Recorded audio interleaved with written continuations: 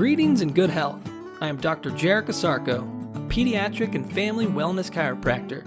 This is your lifeline to vitality, where we discuss ways to cultivate family wellness.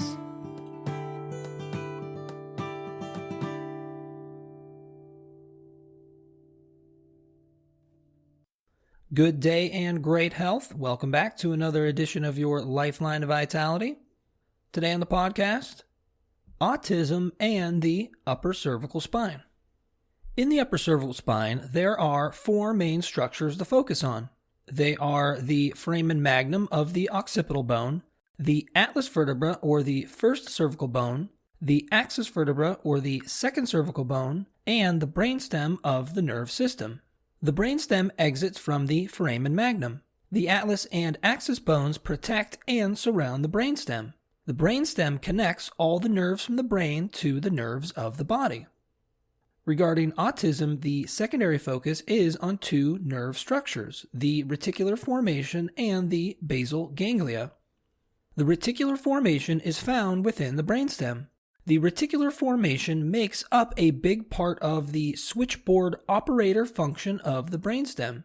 The brainstem collects all the stored information and energy from the brain above and passes it off to the body below. It also receives all the stimulation from the body below and transfers it up to the brain above for interpretation. The reticular formation helps the brainstem coordinate and synchronize information, assist in consciousness, cognition, and communication.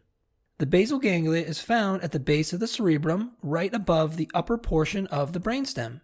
It is primarily associated with motor control and motor learning, but it also is involved in emotion, the formation of habits, and reward reinforcement learning. Its relationship with motor control is mostly to inhibit unwanted motor actions and to help with the fluidity of movement. In general, it assists in the suppression of involuntary motor movements. The basal ganglia is similar to the reticular formation in that it is also involved in a lot of switchboard operations, connecting information from higher brain areas to lower brain areas, with one of those operations connecting information from the cerebrum to the brainstem. The nerve system in general has four main functions. It controls all the movements we make, senses everything we feel, regulates all our body organs, and relates us to the outside world. When nerves get stressed, it affects their sensitivity, perception, and behavior to perform these functions. There are three types of stresses we deal with in life. The stresses are physical, chemical, and emotional in nature. These stresses create nerve tension and spine imbalance.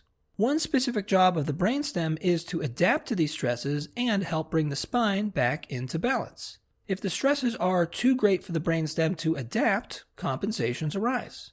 One particular compensation that occurs in the upper cervical spine is a vertebral subluxation. A vertebral subluxation will cause the atlas and axis bones to get locked in a misaligned position. This lock will perpetuate spine imbalance and nerve system tension.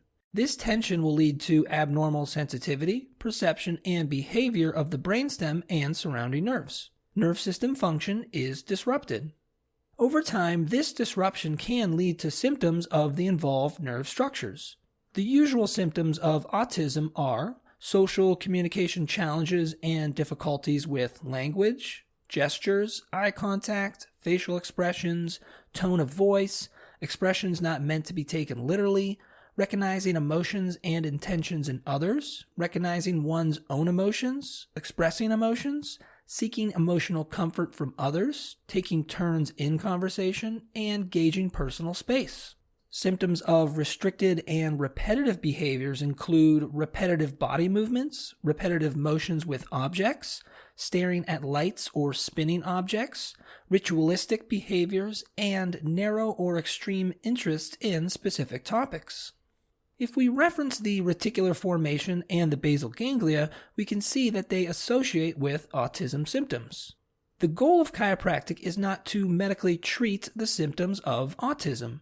The aim of chiropractic is to correct nerve system tension and spine imbalance. Chiropractors correct this by adjusting the vertebral subluxation of the upper cervical spine. Correcting the vertebral subluxation better optimizes the function of the brainstem and associated nerves.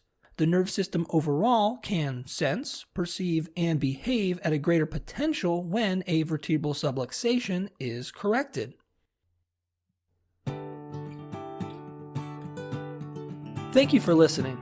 For even more information on how chiropractic can benefit you and your family, please check out my website, ohiospecific.com. That's ohiospecific.com.